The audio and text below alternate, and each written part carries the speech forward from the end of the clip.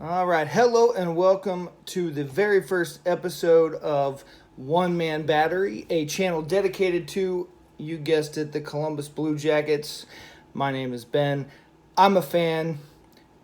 I'm making this channel for fans, but my whole goal in this is to give you honest opinions, honest analysis, honest evaluation of all things Columbus Blue Jackets. I thought being the first episode of the channel, let's get into a recap of the 2022-23 season. Thought that might be a good place to start. Obviously, we're a few months removed from the end of the season. What, about 3-4 months now? But again, it is probably a good place to start. So let's talk about it. Heading into the 2022-23 season, expectations, pretty high. Maybe a little tempered. We'll talk a little bit about that. Previous season, 21-22, the Blue Jackets finished 37-38-9, 81 points, 6th place finish in the Metropolitan Division. Not bad. Not bad. I don't think anybody expected that team to make the playoffs, but I do think there was a sense that the team underachieved a little bit. Okay. It was also the first year under head coach Brad Larson. So going into Larson's second season, the front office felt that the team needed to get tougher. They felt that that was a hole in the team. And so and you really could see that through when we played teams like Minnesota, I think Nashville to a little bit of an extent there.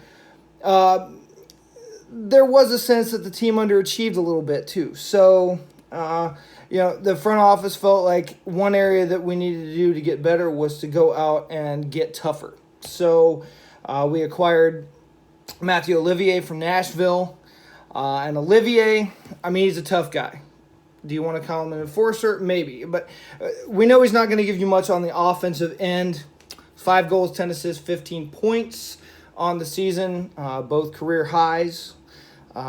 So not much there. There's also the little deal of the -20 plus minus rating. So not going to give you much on the defensive end either. But he's a grinder. And like I say, you can call him an enforcer, I guess. And he's going to grind things out. He's going to grind things out, and he's going to drop the gloves when the need arises. We saw that a few times this past season.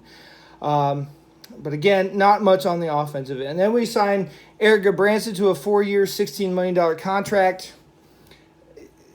You kind of know what you're getting out of Gudbranson. One of the things that he said was he wanted that 4th year in the contract. Columbus offered that. So he signs in Columbus, 4 years, $16 million. We can talk about the merits of that contract. Gudbranson was a number 3 overall draft pick in 2010, Florida. But really, he'd bounced around the league, kind of been a journeyman to that point, a few years here, a year there, maybe half a year some places, right? But he's coming off a solid season in Calgary. 6 goals, 11 assists, 17 points.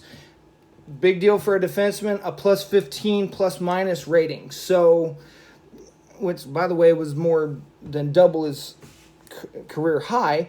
But the Jackets thought they're getting something solid out of there. Turns out this past season, -24 plus-minus rating. So, not a great first season in Columbus. But he was also a teammate of Johnny Hockey, Johnny Gaudreau. And we all know we signed Johnny Gaudreau to a 7-year, $68.25 million contract.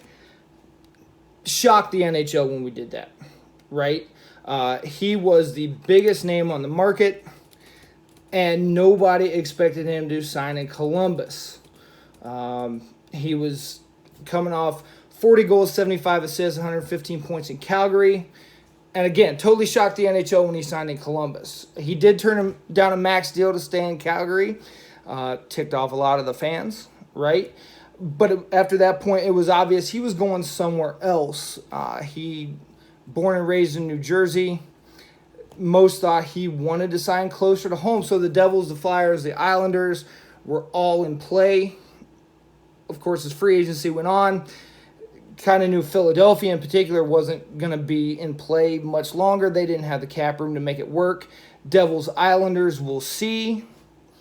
right? Columbus was not on anybody's radar except for maybe Johnny Gaudreau, which if you watch interviews with Gaudreau, watch the signing episode of Behind the Blue Jackets on the Blue Jackets YouTube channel, Columbus seems to be a big possibility for him.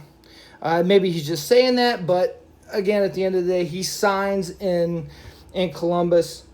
Another thing that the front office wanted to do, get Patrik Laine extended, and they were able to do that. 4 years, $34.8 million. Laine is a streaky player. Had some really solid seasons in Winnipeg. 44-goal season a few years ago. So we know he can score, but things just did not work out in Winnipeg. We know things weren't working out for Pierre-Luc Dubois in Columbus, so they swapped him. Coincidentally, they were also drafted back-to-back in that same draft year. So things don't work out in Winnipeg, but he seems to kind of have settled into Columbus, into a home in Columbus. So this offseason, they wanted to get a deal done. They were able to do that. And, the front office spent the money and made the moves that they thought that was going to make the team better. But then 2022-23 rolls around. Things don't exactly work out that way. Again, expectations high, but probably tempered. The previous season, that team was viewed as a decent team, solid young team ready to take the next step. And, you couple that with Johnny Gaudreau. We were kind of a trendy pick to make the playoffs. But again, expectations sort of high, but tempered a little bit. Obviously, things did not turn out that way. The opposite, in fact, Jackets finished with a 25-48-9 record. Last in the Metro, last in the Eastern Conference, second worst in the NHL behind Anaheim, and tied with Chicago for 59 points.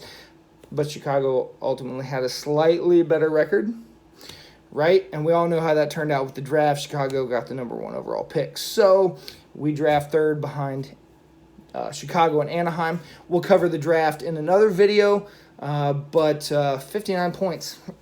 Ouch. Thing is, we finished 30th in the league in goals for, so we couldn't score. 31st in goals against, so we couldn't keep the other team from scoring either. Not a good combination. Reminded me very much of when John McKay was coaching the Tampa Bay Buccaneers, when he famously said, well, we didn't block, but we made up for it by not tackling. And that was the Blue Jackets. We couldn't score, but we made up for it by letting the other team score a bunch. Which, again, hockey, bad thing, right?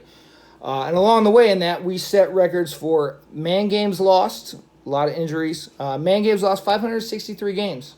Second in the NHL, behind only Montreal. We also set a record for players used, 47. Just kept rolling the players out. And then, little known fact, goalies used with 6. All right, so all of that begs the question, how do we go from a team with playoff aspirations to a team trying to win the draft lottery? Okay, how did we do that? First thing I want to cover here, and this may be kind of overlooked as a contributor to some, but I think it's a factor. That's team chemistry. All right, the team chemistry just never really came together. And you can blame injuries on that. We'll get into those injuries here in a minute. But I think the reality is when you have a young team, you sign new players. So, you got those factors. You never really know what to expect. New guys on the team infused with young talent. It takes a while for things to gel. You know what you're getting out of the veterans, out of guys like Boone Jenner, Patrik Laine, and some of those other veterans who've been out there before. But when you bring in guys like Gaudreau and Goodbranson, you never know how things are going to work. And there's that adjusting all around. And if you listen to the interviews with Johnny Gaudreau, he's talking about coming to a new city, a new team. He and his wife actually brought home a new daughter too. So September 30th, their daughter was born. So any new parent will tell you that takes some adjusting. Gaudreau's pretty honest about those things, but it's an adjustment all around, whether you're dealing with on the ice things, off the ice things, that kind of thing. It's not to say we can't get there with our team chemistry, but I'm just acknowledging that takes time, and that's a factor. All right. And one thing I also think that maybe doesn't get talked about enough, but is a factor in this, and maybe I'm wrong, is trading Oliver Bjorkstrand. Bjorkstrand, one of my favorite guys, honestly. Been with the Blue Jackets for quite a few years. Been an integral part of the team. But you knew after signing Gaudreau to that big contract, something on the business side had to go, and Bjorkstrand was that guy. And I think that's kind of unfortunate. Again, one of my favorites. But he goes to Seattle for a draft pick. I believe it was a 5th-round draft pick. And has a nice season. 81 games. 81 games. Imagine that. A contributor who plays basically the whole season. 20 goals, 25 assists, 45 points. That would have put him on third on the team behind Boone Jenner with those 45 points. So having him in the lineup might have stabilized the wingers a little bit. With Line A and Voracek missing significant time. Jake only plays 11 games after suffering yet another concussion. Missed a lot of time. Having Bjorkstrand there might have helped out a little bit. In hindsight, rather than trading Bjorkstrand, do you trade Voracek? Maybe. I don't know. Here's the thing with that, though.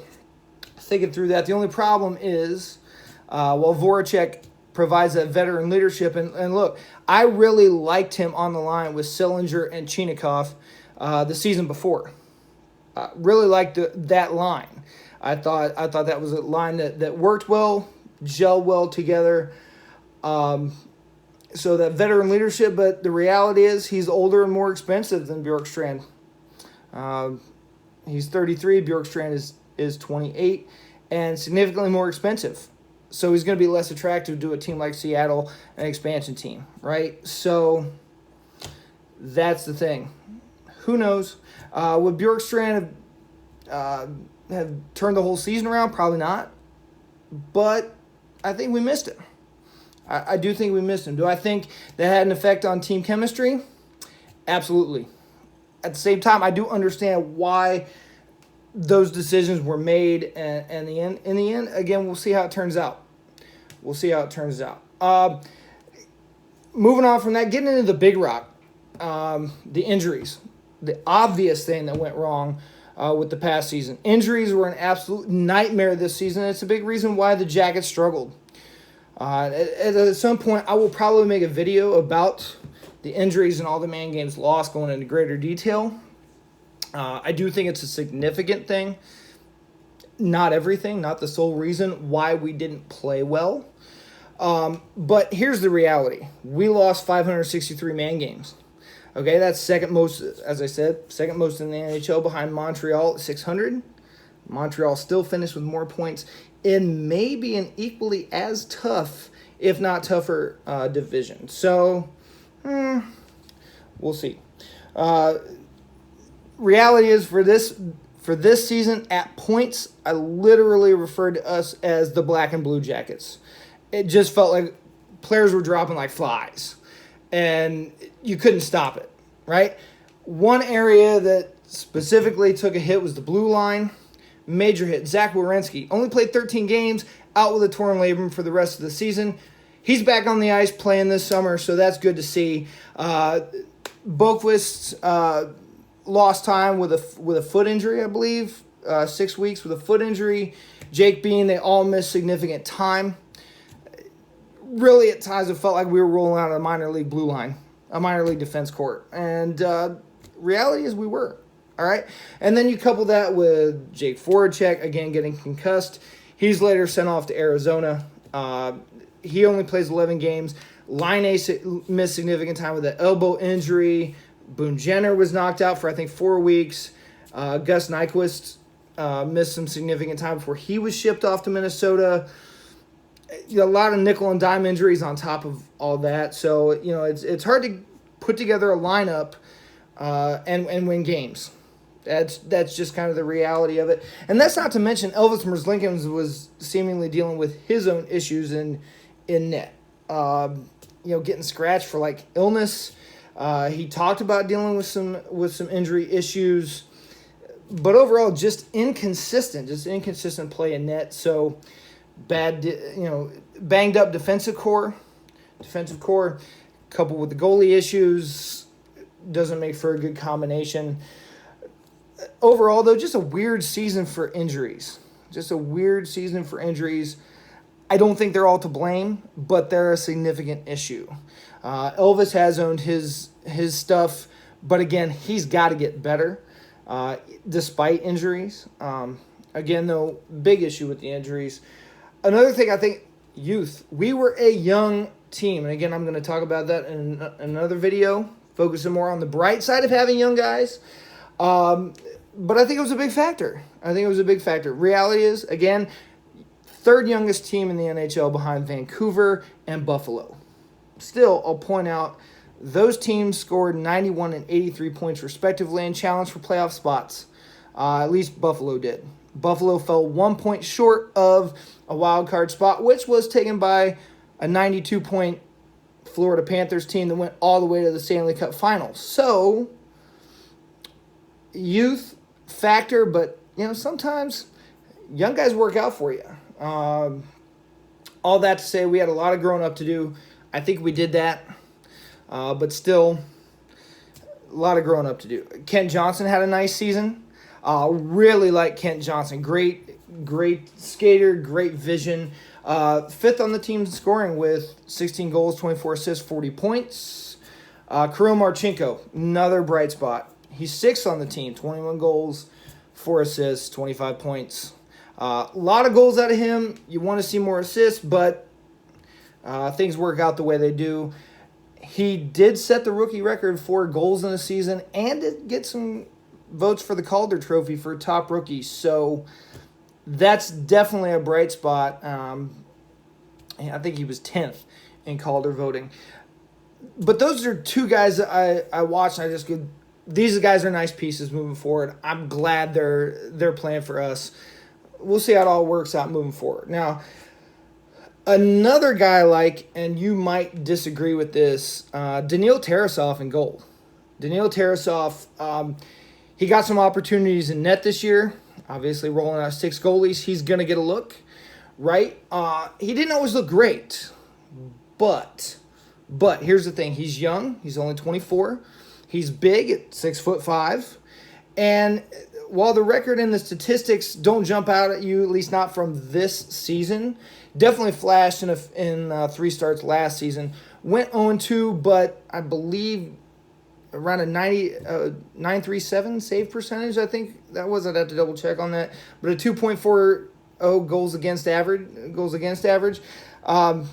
He's flashing, right? Again, statistics from this season, not too great, but he's flashing. And you could get the sense that he might be the goalie of the future.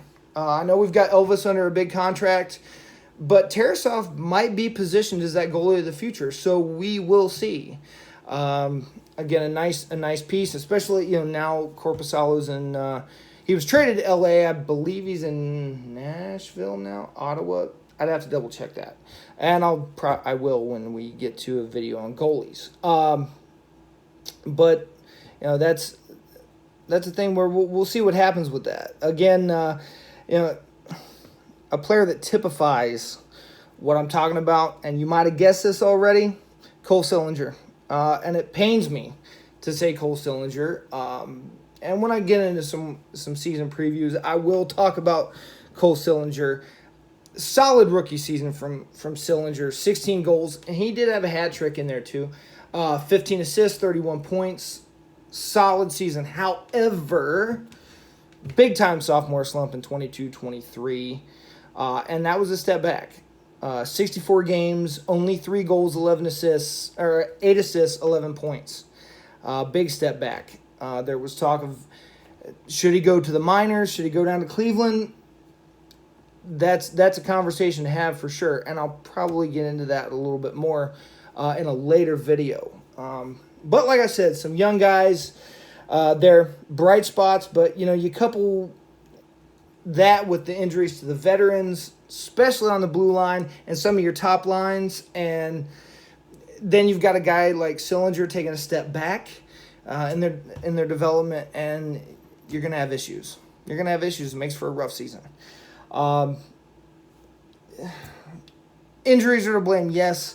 I think maybe the bigger issue is coaching. Coaching. Good coaches can find a way through injury. Do I think the deck was stacked against Brad Larson a little bit this season? Yeah. Yeah, I do. But there is a reason why he and Manny Legacy were let go at the end of the season. And I want to be clear on one thing. I like Brad Larson. I actually think he's a solid coach. I thought the front office, Jarmo Kekalainen, John Davidson, they might give him a pass for this season because of the injuries and the fact that he was dealing with such a young team. And, again, possibly deck being stacked against a young coach like that. Who knows? But having said that, Jarmo came out and said after he fired him that a change was absolutely necessary. And I don't know what was going on behind the scenes with the team and all that stuff, but when your GM comes out and says that a change is absolutely necessary, there's some other things going on. I want to be upfront. I'm not some kind of prognosticator here, but I think it's possible that the front office saw what I'm going to point out. And maybe some of you saw it too throughout the season. Brad Larson, I think, was in over his head. And I think you could see that. And obviously, again, injuries, youth, those kind of things. What do? Like, it takes an experienced, steady hand to guide a team through those issues. But just the way he was managing the lineup this season, I always felt like there was a lot of line shuffling going on, even when we were healthy. He just didn't seem to be able to decide on anything. It felt like we were experimenting with different lines well into the season, and I felt like that was holding the team back a little bit. It was like Larson was constantly searching for a direction, trying to find something that would work, but it just never did. And because of that, we were an inconsistent hockey team. And in the end, I think that doomed Brad Larson. And there's more to it, and I'll cover that in the offseason coaching video I'm planning on doing, talking about some of the inconsistencies, the mental lapses that we had. And if you watch Blue Jackets hockey, you know exactly what I'm talking about, those mental lapses. Woo, boy. As for Manny Legacy, okay, Brad Larson, head coach, buck stops with him, but let's talk Manny Legacy, goaltending coach. I think the goaltending struggles speak for themselves, and the writing was on the wall for Manny Legacy. As mentioned already, the Jackets set a franchise record this year for goalies used this season with 6. If you're keeping track at home, that's Korpisalo, Merzlikins, Tarasov, Michael Hutchinson, Gillies, and Jet Greaves. Okay? Our net was a carousel. And it is certainly hard to do that when you've got a goalie carousel in net. You're going to struggle. Now, you can say that the defense did not play well in front of our goalies. That is absolutely true. I said the same thing about Korpisalo last season, that the defense just seemed to play better in front of Merzlikins than it did Korpisalo. However, if you had asked me last season who our most consistent goaltender would be, and I would not have said Jonas Korpisalo. I'm just gonna throw that out there. Now, Korpisalo gets traded to LA. LA makes a playoff push. Korpisalo plays much, much better, markedly better. Okay, again, you can argue defense in front of him, but the fact of the matter, he played better elsewhere outside of Columbus. And let's be honest, again, Merzlikins never seemed to have his head on straight all season. For whatever reason, I don't know. Again, injuries, illness, some other things, I don't know. Excuse me. Having said all that, here's the deal. We've regressed under Manny Legacy. And I'll get more into that in the coaching video. But we've regressed in goals against pretty much every season since Legacy was hired, with one little blip on the radar. Okay? Some of that can be accounted for by losing a goaltender like Sergei Bobrovsky. Blue Jackets fans might not want to talk about Sergei Bobrovsky, given his exit from the Blue Jackets and signing that big contract with Florida. But reality is you lose a goaltender of his caliber, and things happen, right? Still, that was a couple years ago. Okay, you've got to develop the young guys under him, around him, the new guys that you bring into the organization. And yes, the injuries, the inconsistent play, the blue line has something to do with that, but so does the goaltending. And when you, I hate to say it, professional hockey is a business, and when you sign a young guy to a big contract and he struggles, something's got to give, and it's probably not the guy making $6 million a year. Okay? And we can talk about the Merzlikins contract and how that's ridiculously hard to move, but there it is. Like I said, though, in this video, 2022-23 season, combination of injuries, youth, make for tough sledding, but when you add in consistent coaching into the mix, you get a season like the Jackets just went through. So there it is. There it is. I do plan on diving more into each of these things in later videos, but those are my initial thoughts on the season and some of the reasons the Jackets had a 59-point season and were drafting 3rd overall. So that wraps up this first video, and mercifully the 22-23 season. Again, expectations kind of high heading into the season after signing Johnny Gaudreau. We weren't necessarily expected to make the playoffs, but I don't think anybody expected the last place finishes we experienced, and certainly not the 3rd overall pick in the draft. So, again, thank you if you've watched all the way to the end. Like, subscribe, leave comments in the comment section, share your thoughts on the 2022-23 season and the nightmare that it was. As much as I love the Jackets, let's just be honest about that. But leave comments in the comments section. Thank you for viewing. Thank you for sticking with me to the end. We will see you next time on One Man Battery, and we'll talk some more about the Columbus Blue Jackets. See you then.